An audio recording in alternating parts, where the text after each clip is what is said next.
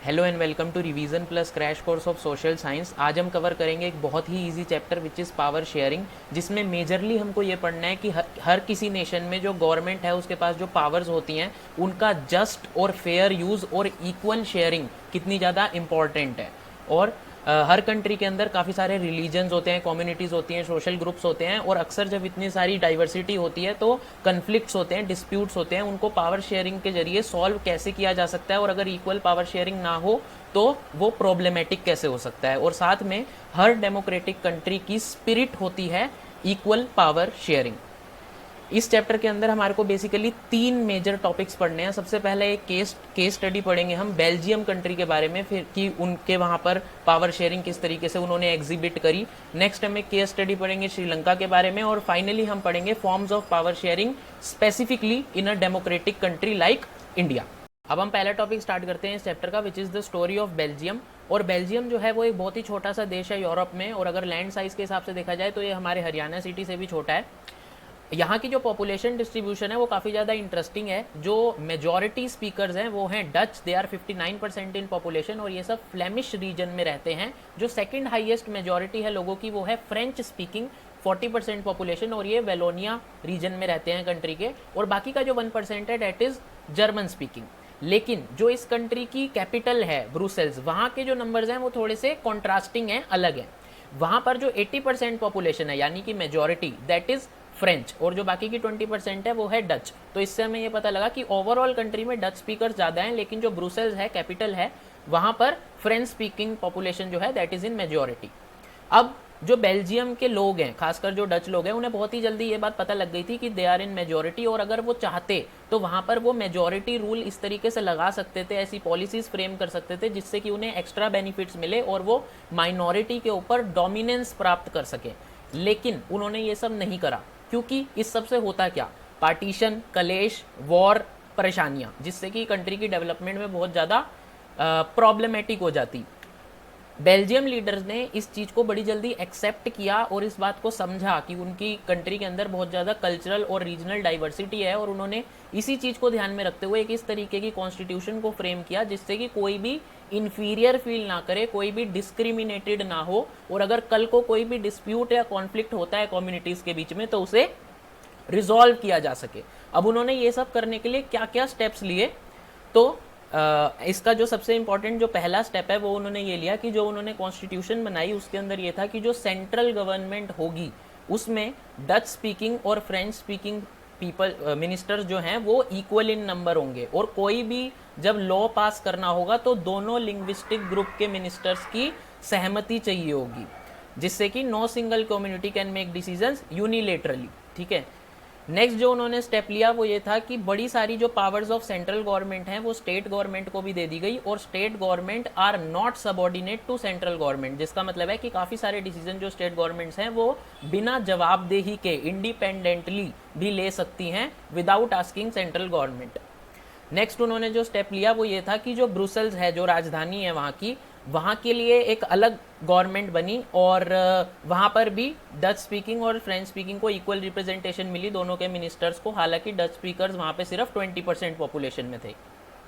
और जो next step यहाँ पर उन्होंने लिया इस चीज़ को रिजॉल्व करने के लिए वो ये था कि उन्होंने स्टेट गवर्नमेंट और सेंट्रल गवर्नमेंट के अलावा एक और गवर्नमेंट बनाई विच वॉज कम्युनिटी गवर्नमेंट, जिसका स्पेसिफिकली यही काम था कि कल्चर, एजुकेशन, लैंग्वेज, डिस्क्रिमिनेशन, इस तरीके के इश्यूज पे काम करे। अब इस सब से हमारे को कंक्लूजन का मिलता है कि जो बेल्जियम मॉडल था वो काफ़ी ज़्यादा सक्सेसफुल था, क्योंकि वहाँ के लीडर्स ने बड़ी जल्दी इस बात को रियलाइज़ किया कि अगर पीस में रहना है, यूनिटी में रहना है, हारमनी में रहना है, तो वो इसी तरीके से पॉसिबल है जब वो सारे लोगों के इंटरेस्ट को, फीलिंग्स को रिस्पेक्ट करे और एक्नॉलेज करे। और ये जो हमारा केस है ये एक बहुत ही इंपॉर्टेंट केस है mutually acceptable arrangement of power sharing का, जो कि आइडियल है। अब हम नेक्स्ट टॉपिक पे चलते हैं इस चैप्टर के, जो कि है कहानी श्रीलंका की। तो श्रीलंका जो है वो एक छोटा सा कंट्री है एशिया में, और हमारा पड़ोसी भी है। तो श्रीलंका को जो इंडिपेंडेंस है वो मिली 4 फरवरी 1948 को, और तब उसकी अप्रॉक्सीमेट पॉपुलेशन जो थी वो सिर्फ और सिर्फ 2 करोड़। लेकिन यहाँ की जो पॉपुलेशन डिस्ट्रीब्यूशन है वो उस समय की समझना काफ़ी ज़्यादा इंपॉर्टेंट है। 74% पीपल सिन्हाला कम्युनिटी से बिलोंग करते थे, जो कि बहुत ही बड़ी मेजॉरिटी थी, और वो सब सिन्हाला लैंग्वेज बोला करते थे। 18% पीपल तमिल कम्युनिटी के थे और वो तमिल लैंग्वेज बोला करते थे। 8% पीपल क्रिश्चियन थे और वो दोनों लैंग्वेजेस बोला करते थे। अब जो तमिल कम्युनिटी है उसकी हम फर्दर बाइफर्केशन थोड़ी सी देखते हैं। 18% में जो 13% श्रीलंकन तमिल्स थे वो वहाँ के नेटिव्स थे, मतलब वहीं पर ही पैदा हुए थे और वो वहीं पर ही तमिल भाषा बोला करते थे। लेकिन जो बाकी के 5% हैं वो इंडियन तमिल्स थे, जो कि यहाँ पर इंडिया में कॉलोनियल रूल के समय वहाँ पर चले गए थे प्लांटेशंस करने के लिए।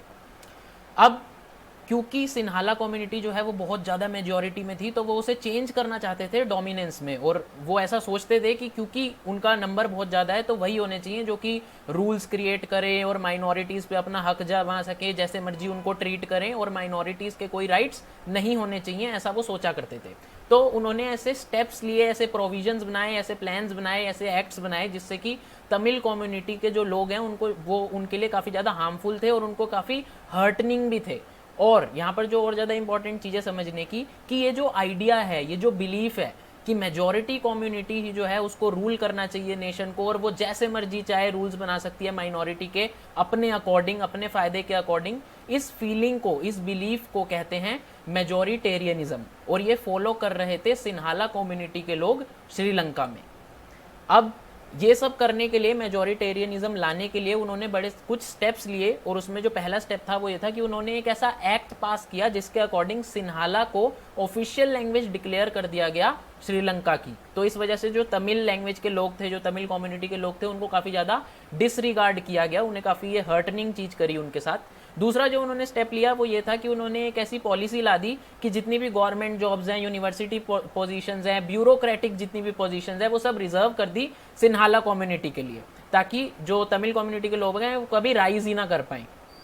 अब जब ये सब चीज़ें होने लगी तो इसका जरूर तमिल्स को कुछ समय बाद रियलाइजेशन हुई कि उनके साथ तो डिस्क्रिमिनेशन करी जा रही है, तो उन्होंने प्रोटेस्ट करे, इक्वल पॉलिटिकल राइट्स के लिए जो है दंगे करे, ये सब करा, और ये धीरे धीरे बदल गया सिविल वॉर में। और इस सिविल वॉर के चलते काफ़ी सारे तमिल्स को इवन डेथ तक हो गई और उनको फोर्स किया गया नेशन को लीव करने के लिए, क्योंकि जो नए लॉज बनाए गए थे वो उनकी सिटीजनशिप को ही डिनाई कर रहे थे। मतलब काफ़ी ज़्यादा गलत किया जा रहा था तमिल कम्युनिटी के लोगों के साथ। तो धीरे धीरे सारे जितने भी तमिल कम्युनिटी के लोग थे उनको निकाल दिया गया श्रीलंका से, और सिन्हालाज ने रूल किया। लेकिन ये जो भी चीज़ हुई, ये जो सिविल वॉर हुई, इससे बहुत ज़्यादा अफेक्ट हुई सोसाइटी, कल्चर और इकोनॉमी श्रीलंका की। तो इससे हमारे को कंक्लूजन ये मिलता है कि श्रीलंकन लीडर्स जो हैं उन्होंने बेल्जियम के लीडर्स की तरह अपने वहाँ की डाइवर्सिटी को एक्नॉलेज नहीं किया और मेजॉरिटेरियनिज्म को फॉलो किया, जिस वजह से उनके देश की जो यूनिटी थी, जो कल्चरल डाइवर्सिटी थी, वो खत्म हो गई, उसका सत्यानाश हो गया। अब हम इस चैप्टर के लास्ट टॉपिक पर चलते हैं, which is the forms of power sharing in India. और इंडिया जो है वो एक डेमोक्रेटिक कंट्री है, और डेमोक्रेसी की बहुत ही सिंपल सी डेफिनेशन जो कि पहले भी हमने पढ़ी है, to the people, for the people, by the people. और कोई भी जो डेमोक्रेटिक कंट्री होती है वो कुछ बेसिक प्रिंसिपल्स ऑफ डेमोक्रेसी को फॉलो करती है, जैसे हम एक एक करके देखते हैं। People are the sources of all political powers, तो जो लोग हैं वही खुद ही वोटिंग करके इलेक्ट करते हैं कैंडिडेट और ministers. People rule themselves through the institution of self governance, और वो खुद को सेल्फ गवर्न करते हैं क्योंकि वही फाइनली जो है डिसीजन मेकर्स होते हैं जिनको वो इलेक्ट करते हैं। Every group and their views are given respect, चाहे वो मेजॉरिटी हो, माइनॉरिटी हो, किसी भी रिलीजन से हो, किसी भी सोशल ग्रुप का हो, सबके पास ये पावर है कि वो अपने व्यूज को रख सकते हैं और उन्हें एड्रेस भी किया जाएगा। इस बात की एश्योरिटी होती है किसी भी डेमोक्रेसी में। और everyone has equal share in framing policies, क्योंकि उन्होंने ही खुद ही वोट देकर जो है चूज किया है कैंडिडेट्स को, उन कैबिनेट मिनिस्टर्स को जो कि पॉलिसीज बनाएंगे। नेक्स्ट हम चलते हैं forms of power sharing in India, और हमारे को इंडिया में 4 फॉर्म्स दिखती हैं पावर शेयरिंग की डेमोक्रेटिक कंट्री में। Horizontal power sharing, vertical power sharing in social groups, और power sharing among political parties. अब हम इन्हें एक एक करके पढ़ते हैं। सबसे पहले हमारे पास आता है हॉरिजॉन्टल पावर शेयरिंग। हॉरिजॉन्टल का मतलब है ऐसे, स्ट्रेट लाइन, ठीक है। तो इसमें जो पावर है वो डिफरेंट ऑर्गन्स ऑफ गवर्नमेंट में सेपरेट कर दी जाती है। इसका मतलब ये नहीं है कि जो भी डिफरेंट ऑर्गन्स है कोई किसी का हायर लेवल है, किसी का लोअर लेवल है, नहीं।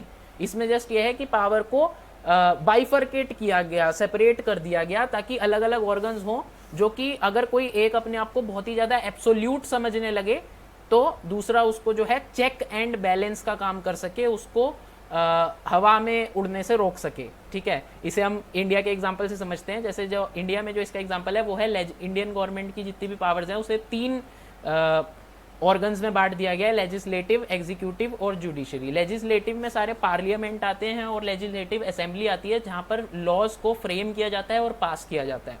नेक्स्ट इज एग्जीक्यूटिव, जिसके अंदर सारे मिनिस्टर्स आते हैं, जैसे prime minister, finance minister, education minister, जिनके पास अथॉरिटी होती है और पावर होती है and they are the decision makers. Next है जुडिशरी। जुडिशरी जैसा हम सब लोग जानते हैं, system of court, supreme court, high court, ये सब चीजें, और वो अलग अलग सिचुएशंस में कौन सा लॉ लगना है उसे डिटरमाइन करते हैं और उसे अप्लाई एग्जीक्यूट करते हैं। अब हॉरिजॉन्टल पावर शेयरिंग के बारे में खास बात यह है कि it is just separation of powers, इसमें कोई भी हायरार्की नहीं होती, जैसा कि मैंने पहले भी बताया। नेक्स्ट इज कि it brings the concept of check and balance, कि कोई भी एक ऑर्गन जो है वो अपने आप को एब्सोल्यूट ना समझने लगे, बहुत ज्यादा अनलिमिटेड पावर को एक्सरसाइज ना करने लगे, इसलिए ये डेमोक्रेसी की एक बहुत ही हेल्पफुल भी है डेमोक्रेसी में। नेक्स्ट हम चलते हैं वर्टिकल पावर शेयरिंग में, जिसमें पावर को जो है हायरार्कियल ऑर्डर में डिफरेंट लेवल्स पे शेयर किया जाता है। इसमें हायर और लोअर लेवल ऑफ गवर्नमेंट होती है। सबसे पहले सबसे नीचे इसमें होता है लोकल गवर्नमेंट, जिसमें आता है ग्राम पंचायत, जिसमें हम अक्सर सुनते हैं मुखिया, सरपंच, ये सब चीज़ें गांव वगैरह में। फिर है स्टेट गवर्नमेंट। स्टेट गवर्नमेंट जैसे दिल्ली गवर्नमेंट, पंजाब गवर्नमेंट, जिसमें हम वोट देके अपने चीफ मिनिस्टर्स को सिलेक्ट करते हैं। Next is union government. Union government जो है दैट इज सेंट्रल गवर्नमेंट, जो कि जितनी भी स्टेट्स हैं किसी भी डेमोक्रेटिक कंट्री में, उन सबके ऊपर, स्टेट्स और यूनियन टेरिटरीज, उन सबके ऊपर जो है उनका रूल चलता है और स्टेट गवर्नमेंट इनके अंडर काम करती हैं। इसके अंदर सारे कैबिनेट मिनिस्टर भी आते हैं। और सबसे टॉप पर है इंडियन गवर्नमेंट, जो कि इन सब टाइप की गवर्नमेंट्स जो है उन सबको ऑर्डर दे सकती है, उनके ऑर्डर्स को चेंज कर सकती है, और इसका जो हेड होता है वो होता है प्रेसिडेंट ऑफ द कंट्री।